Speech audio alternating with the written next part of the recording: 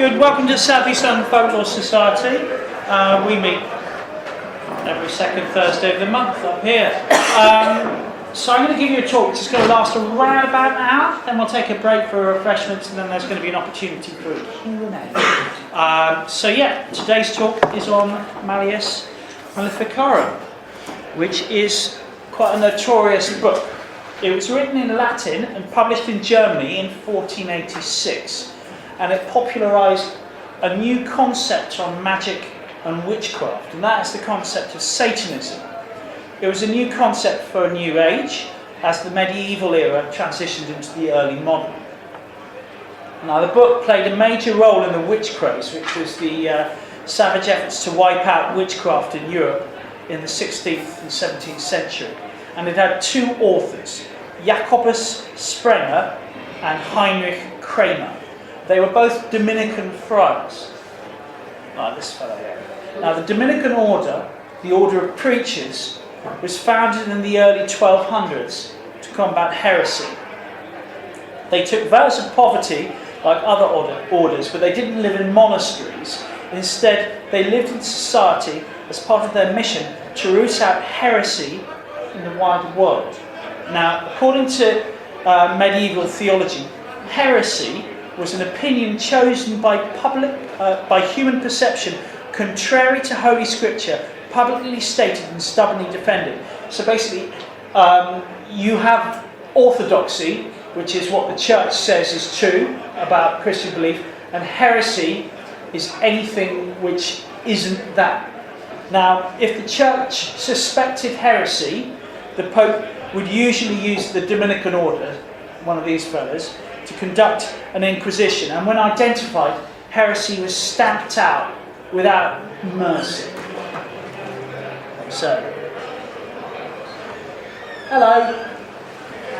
Yeah, we've only just started, so it's all right. Malleus Maleficarum pushes the theory that witches had explicitly rejected Christ and devoted themselves to Satan. Now, this goes beyond heresy. This is what's known as apostasy. And when identified, apostasy was stamped out with fanatical sadism. Anyway, the Malleus is divided into three parts. The first part of the book is a textbook on the proof of the reality of witchcraft. And then the second part of the book is a textbook on the ways of witches and how to counter them.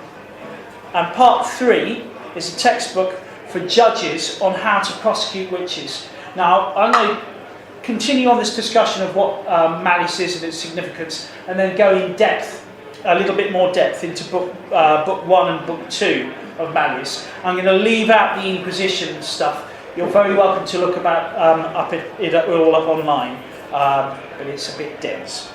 Anyway, the title of the book, Malleus Maleficarum, is pretty much a mission statement. If you translate it to Hexenhammer, which is what the Germans have called it, it's the hammer of witches. It's a hammer of truth to smash the conspiracy of witches that was thought to be threatening the whole of Christendom. The book was authorised by a papal bull from Pope Innocent VIII, and was officially certified as orthodox by respected theologians at Cologne University. As I previously mentioned, the publication of Malleus Maleficarum set in motion the great persecutions of witches of the early modern period. Now, its core message was that witches were participating in a malevolent society presided over by Satan himself, and that they were inflicting malevolent witchcraft, maleficia, on others. Now, this is what's known as now by historians as the elaborated concept of witchcraft. Now, the elaborated concept of witchcraft has 6 basic beliefs about the activities of witches.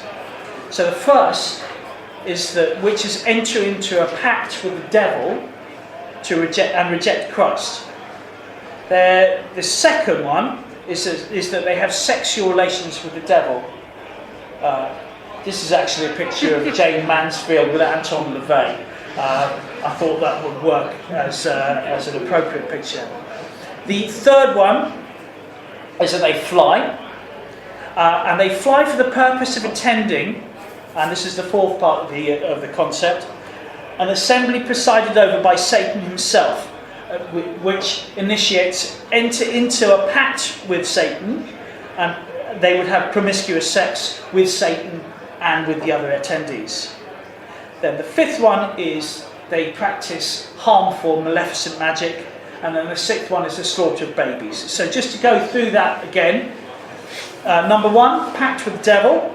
Number two, sex with the devil. Number three, flying. Number four, assembling with the devil to have sex with the devil and everybody else. Number five, bad magic. Number six, baby killing. So that's basically the elaborated concept of witchcraft, and basically that's what was pioneered by this book. Now, it's likely that the concept of Satanism came into being in the 12th century, when in Lyon in France there was a wealthy merchant by the name of Peter Waldo. He gave away all of his possessions and started to preach his vision of what Christianity was, but this was not sanctioned by the Catholic Church. He gained followers for his breakaway sect and refused to recognise the authority of the Catholic Church. The followers of Waldo were known as Waldensians. Now, the Church decreed that not only were these Waldensians heretics, which is bad, obviously, but also that they were tools of Satan. They were baby murderers and practitioners of maleficent sorcery. The Waldensian name became so associated with witchcraft that it became a term for witch in local language and dialect. And they were killed whenever they were detected. And thus they were forced to practice their religion in secret. Because if they were ever openly heretic, they would get mass burnt. So it became a secret religion. Now, over the following centuries, so this was in the 12th century, wasn't it? Yeah. So this is in the 1100s. Okay. Malleus Maleficarum was in the late 1400s and 1480s. So there's a few centuries between them. Over the following centuries, the idea started to take hold that there was a secret group of heretics who renounced Christ in favour of Satan, who were led by Satan and who practiced all the nastiest kinds of magic because they were really, really evil. Now, this isn't the first book to have come out on the subject. There were books earlier on in the 14th century, particularly in Germany, actually. It seems to be Germany was a place where the Dominican monks and the theologians in the universities were fascinated with witchcraft. Whilst Malleus was not the first book to talk about the elaborated concept of witchcraft, it was the first one to be mass-produced, because movable type was invented in the 1440s, and this book had multiple pressings. So the previous works on the subject, and there's a book called The Anthill by a guy called Nigel from a few decades before. It's just not as common. This book was all over the place, and it was repeatedly pressed, always in Latin. Now, the Malleus views witchcraft as part of the war being waged between God and his fallen angel Satan. And the struggles between the forces of good and evil is a constant theme in the book. And the reader has to be reminded frequently that this struggle is not between two opposing forces of good and evil. Because if that was the narrative, that would be something called Manichaeism, the idea that you have two opposing forces in perpetual war. That's heresy, because everything should happen with God's permission according to Catholic doctrine at the time. So the reader is reminded frequently that sorcery is only effective with the permission of an omnipotent God, and that Satan only has power because God allows him to have power. Now, Malleus Maleficarum is an apocalyptic work. In the author's introduction, Malleus notes that the explosion of witchcraft that they are witnessing and writing about is because Satan is redoubling his efforts to undermine the church because time is short. The authors believe that the world is declining towards its end and human evil is ever increasing. The authors believe that it is the end of days. And in fact, the sense of approaching apocalypse brings a new interpretation of why witches would kill children and why it's such an important thing in the book. Now, in medieval times it was believed that when Satan fell from grace, 1/10 of the good angels fell with him and became demons. And that the world would end when the number of elect, the number of people who ascend into heaven, equals the number of angels who are already in heaven. So, Malleus Maleficarum directly notes that when midwives intentionally murder newborns at the insistence of demons, it is because the devil knows that unbaptized children are not allowed into the kingdom of heaven. And what he's trying to do is he's trying to game the system. He's trying to delay the end of the world and the day of judgment. Because when the day of judgment happens, the devil is cast into perdition forever. So he's just trying to reduce the likelihood of beings going to heaven. Now, as previously mentioned, Malleus Maleficarum repeatedly has to explain how the existence of a supernaturally powerful sect of witches dedicated to extreme evil is tolerated and sanctioned by an omnipotent and wholly good God. Now, the argument is made that God gave mankind free will, and which made it just for God to tolerate evil deeds in the world, with the punishment of basically the punishment happening after death. And also the argument is made that Satan has no power except to the extent that it is granted by God, and that the magic that the witches perform does not have an inherent power in it. It's all happening through demons with the permission of God. It's also argued that God's unknowable, so we don't know why he lets it happen, but he's got his reasons. It's also argued that the existence of witchcraft is tolerated by God as punishment to humanity for previous acts of witchcraft. Satan is aware that God punishes humanity for previous acts of witchcraft, so encourages it, and he also discourages the detection of witchcraft. Satan plants the idea that witchcraft doesn't exist because he knows how much this angers God, who will give permission for more witchcraft as punishment for the witchcraft which is already going on. This is kind of like a feedback loop of ever-increasing depravity, which is carried out with God's permission until the human race is overwhelmed with depravity, carrying us to the apocalypse. That paragraph took me about an hour to try and articulate. Because this book, I'm just going to diverge. I originally started reading a folio edition of Malleus, which was, remind me of the guy who translated it. My brain is just switched off. It's Summers? Yeah, Montague Summers. Yeah. So I started off reading a Montague Summers adaptation. Montague Summers is I suppose, an Edwardian and kind of early 20th century occultist.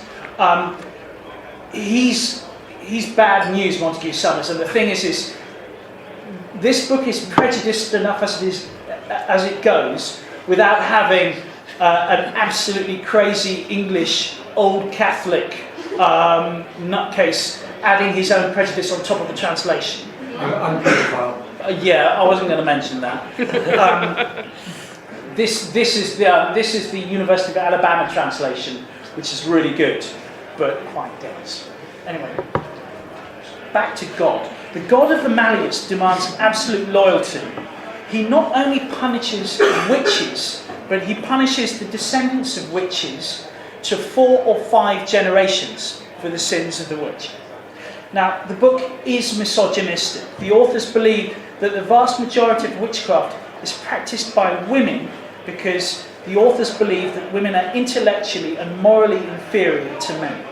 Now, as well as being sexist, Malleus is also classist. It explicitly states that high magic, magic which is carried out by educated men of high class using grimoires, is not in its purview. I mean, the kind of rule of thumb is if magic is practiced by somebody who's literate and of a higher class, it's okay.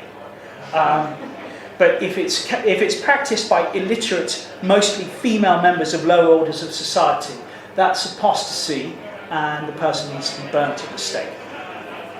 Now, undoubtedly, at the time when this book was written, there were cunning people who would engage in magical practice. They would believe that they could manipulate the physical world through the use of special words and procedures.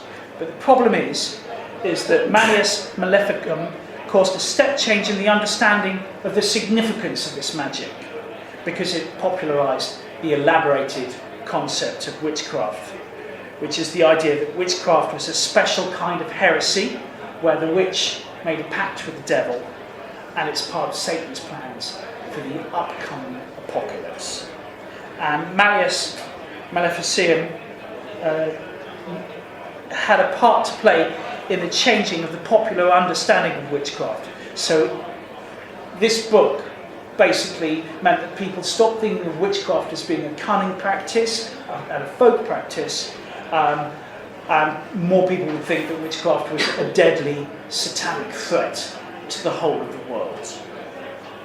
So I'm going to kind of do the next bit, which is about the first book of Malleus Maleficarum, where I kind of open it up to the floor, ask what you think it is, then tell you the answer. So book one of Malleus is a textbook, and it proves the reality of witchcraft, and it consists of 18 questions posed and answered. So, question 1. Whether claiming that witches exist is orthodoxy. So, is it orthodox Christian belief that witches exist? Yeah. Yeah, that's right. If you say that witches don't exist, according to this book, you are a heretic. Okay, now, is it always necessary for the demon to cooperate with the witch in order to do magic? Show of hands on yes. On that. Right, okay. Show of hands on don't know. Yeah. Okay. All supernatural acts occur with the permission of God. Okay. According to Malleus, a demon can perform magic without a witch. So demons can go and do demonic magic on their own. Supernatural acts can be performed by angels and with angels, or through the virtue of the soul. But witches, always need a demon for them to perform magic. So Satan tempts the witches to use the demon to perform magical acts. Witches can't perform magic unless they've got a demon. Okay, question 3. Can humans be begotten by incubus and succubus demons? Okay. Who knows what an incubus is? Right. An incubus is a demon which appears in male form and has sex with you. Who knows what a succubus is? Yeah. A succubus is a demon which appears in female form and has sex with men. So, incubus, succubus. Okay, question again. Can humans be begotten by incubus and succubus demons? Hands for yes. Hands for no. Hands for dunno. Okay, the answer is no, but yes. A demon. So a demon can beget. Rewind. A demon cannot beget a human life. That's the kitchen. That's not a demon. A demon cannot beget a human life because a demon is not alive in the natural sense. Demons do not have physical, organic bodies. However, demons can gather seeds which they use for bodily effects. Therefore, demons can receive seeds from some people and then pour them into others. It could happen that one succubus demon would receive some seed from a man and then give it to another demon who would make himself into an incubus and give it to a lady. Demons know how to make seeds vigorous under certain constellations, and when people are conceived under these constellations through demons, they are always perverted with evil. I hope that's answered that question. Okay. Question number 4. Can all demons perform the actions of incubi and succubi? Hands for yes. Yeah. Hands for not really sure what that means. I can tell you. So the question is, can any demon become an incubus or a succubus? Yes, they can. The answer then goes into a justification of the hierarchy of demons, because it basically says, yeah, even the most lowly demon or a high demon can become an incubus or a succubus. So the hierarchy of demons is kind of this. Demons were all angels before the fall and would have been in a hierarchy, because angels are in a hierarchy. And demons would not have lost their natural gifts after the fall. Demons have been delegated by God to test and train humans and punish the damned. Now, here's a few demon names for you. Okay, this is Lucifer, Lucifer, otherwise known as Morning Star, another term which Malleus uses for Satan, which I've never seen before, is the ancient rising sun. Also known as Satan, translation, opponent, adversary. Okay, so this is Belial, translation without yoke. Beelzebub, translation man of flies or demon of flies. This is Behemoth, translation beast, he makes humans beasts. This is Asmodeus, demon of fornication. This is Leviathan, translation their edition. This is the demon of arrogance, which is possibly the demon form that Satan was cast out in. And then there's also Mammon, demon of greed and wealth. Okay, question 5. Is the increase in the number of witches due to astrological influence, an increase in evil in humanity, or demons? Are there more witches because of the stars, because people are getting worse, or because of demons? Yes. All three. Well, not so much the astrology, it's not so much the constellations on this one. Human sin comes from God-given free will. If you don't have the ability to choose, you basically get really confused with this one. I'm going to back up on that. So let's just say human sin comes from God-given free will, but the heresy of witchcraft is facilitated by Satan and his demons. So really, the increase in the number of witches is because Satan and his demons, with the permission of God, is making it happen. So it's God, but it's Satan. Okay, question number 6. Why are there more female witches than male? According to Malleus, the vast majority of witchcraft is practiced by women because the Dominican friars believe that women are intellectually and morally inferior to men, so more likely to be tempted by Satan into a pact. Now, question 7. Can witches turn the minds of men to love and hatred? According to Malleus, yes. With the aid of demons, witches can cause a very strong persuasion, completely change the mind of somebody, or can change the bias of somebody. So somebody's unconscious inclinations can be just shifted. Can witches impede the ability to procreate? What do we think? Yeah. Absolutely.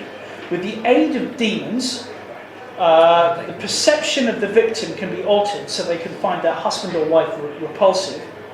The man can be rendered impotent, or the seed can be rendered impotent. Question number 9. Can witches steal cocks? Still what? Can witches steal penises? Yeah. Now, according to Malleus, with the aid of demons, they can give the illusion of stealing penises, but they don't physically do so. The devil can deceive the human senses so that what is visible is made invisible, and what is audible is made inaudible, and so on. I'll go into this in a little bit more detail later on. Question number 10. Can witches turn humans into animals? Yes. They can give the appearance of it. They can facilitate the illusion of transformation, but not actual physical change. And question 11. What is the incidence and nature of infanticide practiced by satanic midwives? Okay, do you think it's a lot or not a lot? It's a lot. According to Malleus, the incidence of infanticide is massive, and midwives can curse a pregnant woman, or they kill the child. Now, question number 12 is the concept of divine permission for witchcraft so Catholic a proposition that to reject the fact that God gives permission for witchcraft heresy? Okay, let me try and explain that again. It's a bit knotty. If you say that that witchcraft can only happen because God allows it to be so, that's orthodox. Yeah. If you say witchcraft can happen without the permission of God, that's heresy. I know it's a bit twisty-turny, but these Dominicans, they wanted to cover their bases. Okay. Oh, this is a good one. I do like this one. What is the justification for the divine permission of sin? This was the thing which is confusing me a little bit earlier on. This is going to clear it all up. According to Malleus, God created angels with the capacity to sin and permitted man to be tempted into sin. This is because without free will, it is impossible to know what is good and what is evil, and it is impossible to be genuinely good or genuinely evil. If you don't have free will, you can't be genuinely good or genuinely bad. Now, the fall of Satan from heaven was the originator of every evil, and also the originator of the fall of the first ancestors, Adam and Eve. Now, as I said before, God created angels with the capacity for sin. Satan, who was a very, very high angel in the hierarchy of angels, had a sin, and his sin was pride. Satan desired to be God's equal instead of God's subordinate. And in his attempt to bring his desire into action, he revealed his sin to the other angels. And because the other angels witnessed the vision of Satan's pride, the idea of what sin was and pride was revealed to the other angels. Okay? And so the sin of the first angel, Satan, surpassed and preceded those of all other angels in the amount of guilt and causality of sin. There is God being angry about that. Satan was cast out. The dragon fallen from heaven. He dragged a third part of the stars, so he dragged the fallen angels with him. Satan's sin was the first sin and gave others the opportunity to sin. No one tempted Satan to sin. He was not tempted by anyone outside of himself, but Satan has the capacity to tempt others. According to Malleus, divine permission for sin demonstrates the power of God and the wisdom of God, which can derive good from evil. Divine permission for sin makes God's mercy manifest. If there is no sin in the world, how can Jesus' sacrifice saved mankind from sin. And also, divine permission for sin demonstrates the justice of God. The good get rewarded, the evil get punished. And that's why God allows witchcraft, the most heinous apostasy, to happen, because God is fantastic. Okay. Question number 14. Are the sins of the witches worse than those of the evil angels and the first ancestors? Okay, so are the sins of the witches worse than the original sin of Adam and Eve? Yes. What do we think? Yes. Yeah, absolutely. Can innocent be... okay, I'm going to just get through a few more questions. Question 15, we're nearly over this bit. Can innocent people be punished because of the actions of witches? No. Yes. According to Malleus, the sin of one person can be transferred to an innocent, so children can be punished for the sins of their parents. The good can be subject to divine punishment along with the evil if leaders do not weed out witchcraft. And there's an example which Malleus provides here. One of the authors of the book found a certain town which had been almost totally wiped out through the dying of its inhabitants. It was probably a plague. The rumour was widespread that a certain buried witch was eating her funeral shroud. She was swallowing up her funeral shroud bit by bit, and the plague would not stop until she had eaten her entire shroud. As she ate the shroud, everybody in the town died. The town officials dug up the tomb and discovered that indeed half of the funeral shroud had been consumed.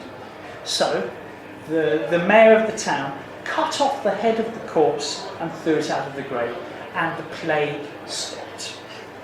The conclusion is drawn that by divine permission, the punishment for the old witch's sins was being carried out on the whole town and the innocents of the town, and this was because the authorities had not taken it into their responsibility to stamp out the witchcraft, the innocents were suffering. Okay. Question 16. How heinous are the crimes of witchcraft in comparison to other kinds of superstition? Okay. According to Malleus, witchcraft is an absolute heresy, an apostasy. It's a no-no. Divination is okay, and astrology is fine. Necromancy, the raising and talking to the dead, a little bit more of a grey area. The rule of thumb is if the practitioner of the magic is male and educated, it's probably okay. Right. Question 17 is an explanation of question 14. Question 14 is, why are the sins of witches worse than those of the evil angels? And the reason why the sins of witches is worse than the evil angels who fell from heaven and Adam and Eve is because witches reject Christ in the full knowledge of the significance of what that is. So they are knowingly committing apostasy. And that's pretty much book 1. So I'm now going to go to the last bit of the talk, which is I'm going to talk about book 2. Book 2 of Malleus Maleficarum is a textbook on the ways of witches and how to counter them. There's some witches there. Now, the first question it asks is whether there are any people who are immune to witchcraft. Now, according to Malleus, righteous innocents can be affected by witchcraft. They can be afflicted in their body and also in their fortunes, so you can have terrible runs of bad luck, for example. However, the righteous will not lose their souls. Unlike sinners, who can be affected by witchcraft in exactly the same way as the righteous, but they will lose their souls. Their souls will go to hell. But there are 3 kinds of people who are immune to witchcraft. The first one is those who carry out public justice against witches. So if you are a judge in a witchcraft trial, or an inquisitor, or a priest who is investigating witchcraft, you are immune from witchcraft. Okay, the second group of people who are immune to witchcraft are those who protect themselves. And you can protect yourself through sacred church rituals like the sprinkling of holy water, or eating holy salt, or saying certain creeds repeatedly. And the third kind of people who are immune to witchcraft are those who are protected by angels. So there you go. Now the Malleus addresses the different methods that demons use to tempt people into witchery. There are three ways that demons tempt people into witchery. The first one is temptation caused by loss of property and livelihood. The second temptation is desire of the flesh. And the third is temptation caused by sadness and poverty.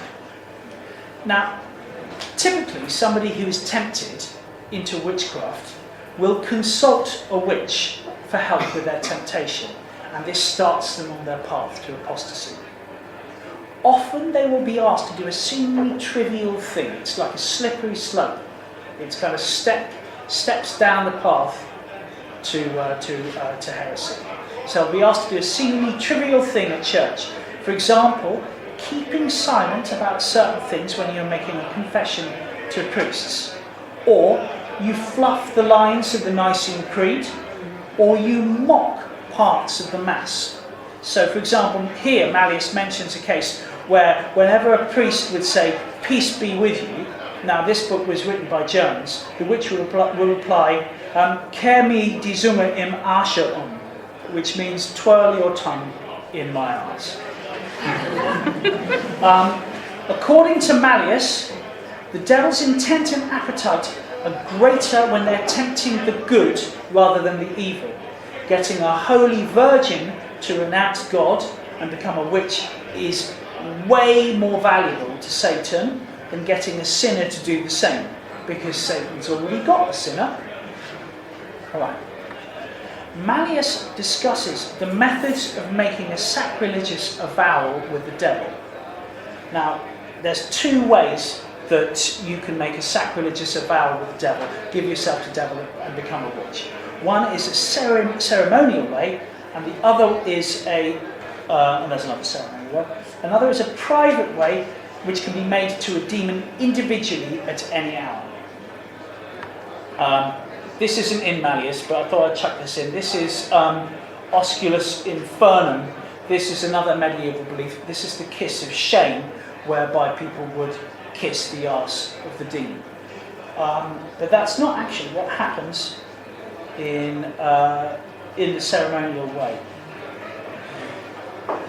What happens is the witches assemble on a fixed day, and they meet the demon, who has taken the form of a human, and he urges the witches who are there to keep their faith in him, and that this would be accompanied by prosperity and a long life. The witches then commend to the demon a female novice or a male disciple. So this initiate pledges to renounce the most Christian faith and worship, and never to adore the distended woman. According to Malleus, the Virgin Mary is referred to as the distended woman.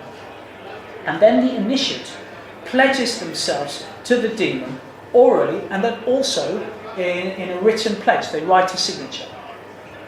The demon immediately says that these promises are not enough and asks for homage, that the initiate will belong to the demon eternally in body and soul, and will always try to turn as many people into the demon's associates as possible.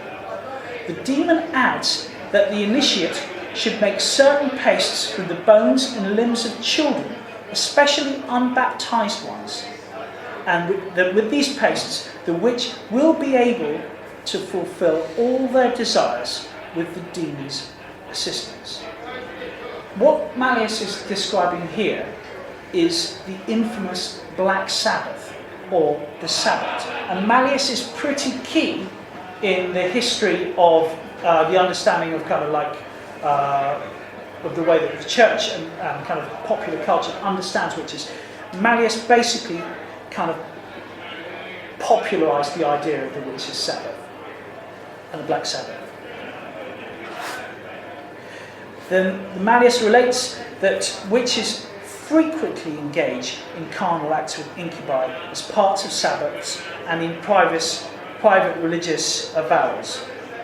Like, while the incubus will be visible to the witch, the incubus is frequently invisible to bystanders, or sometimes visible, as this photograph shows, as a black vapour. So the demon is the vapour, or invisible. Sometimes a husband may see their wife having sex with what they think is a man, but when the husband tries to grab the man, the demon vanishes. There's nothing there. That's the cover of the Black Sabbath album, Sabbath Bloody Sabbath. Thoroughly recommend it, actually. It's their 5th album. And I'm unsure what variety of demons they are there, but quite a lot. But anyway, I'll get to that in a second. Okay, now Malleus then talks a little bit more in detail about stealing of penises by witches. Now Malleus tells that witches witches may enjoy collecting large numbers of penises either in a cabinet or in a bird's nest, and the members move as if alive, as if wiggly worms.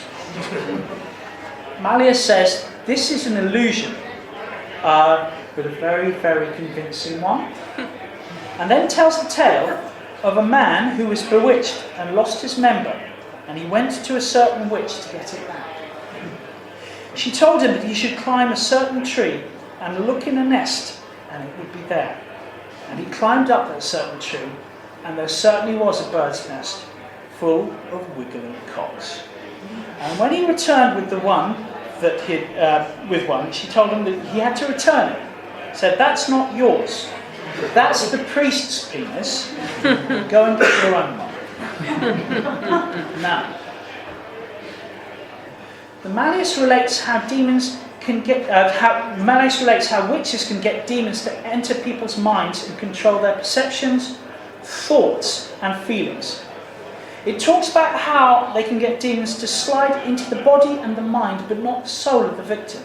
To actually conquer the soul of a victim, the demon would have to show images of fantasy to the intellect inside the mind of the victim and tempt the victim. The Malleus says that witches can inflict any illness on people and animals, and it can stir up hailstorms and make lightning strike people and animals. And then the Malleus also talks about an interesting and specifically male witchcraft called archer sorcery. And it goes like this. If on Good Friday an archer shoots at the most holy image of the crucifix during Mass, as if target shooting, and then enters into an agreement with a demon that they will reject Christ by work and word, and then go to the target range and shoot 3 or 4 bullseyes in as many shots, they will be guaranteed as many fatal shots with their arrows when they ask for them. So basically, if the archer dedicates himself to Satan by first shooting at the cross on Good Friday, and then going down to the target ranges, shooting the bullseyes, that means that the archer witch has got sure shots. You can just shoot and it's going to kill whoever they want for the number of bullseyes he got at the target range that time. Now, Malleus then also talks about how to break curses and spells. Now, it talks a lot about the legality of this, because typically on the slippery slope to witchcraft, if you've been cursed, you'd go to a witch to get the curse lifted. But that is not legal, because that inevitably involves demons, and it's likely to take you down the path of being a witch yourself. If the witch who perpetrated the spell can be interrogated and killed, the curse can be lifted. But also, if there is a charm, if that is located and destroyed, then the magic can be counteracted. Also, making the signs of the cross, or saying the Hail Mary or the Lord's Prayer, sprinkling of holy water, exorcism, or fleeing are pretty good things to do. So running away from witchcraft is recommended. It also says the judicial use of excommunication is quite effective. But Malleus says there's no hard or fast rules on this. And that's pretty much my talk on what Malleus Maleficarum is. Hope you liked it.